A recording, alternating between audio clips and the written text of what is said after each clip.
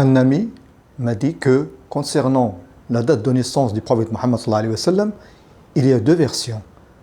Il y a la date 570 et l'année 571. Il m'a dit, est-ce que, avec ces merveilles numériques, est-ce que vous pouvez m'éclairer? Je lui ai dit, écoute, si certains te disent 170, il faut savoir que 170 a bien des indications numériques intéressantes, parce que 170 est égal à 5 fois 114. 5 est le nombre de piliers de l'islam, et 114 est le nombre de sourates du Coran. Il m'a dit, mais alors, concernant la date 171, est-ce que tu as des indications pour m'éclairer? Je lui ai dit, écoute bien, 171 est un nombre premier. Et si on le classe parmi les autres nombres premiers, il est classé 105e.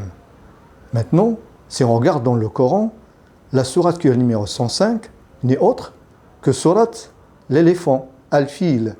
Et il faut savoir que le prophète sallallahu alayhi wa sallam est né l'année de l'éléphant.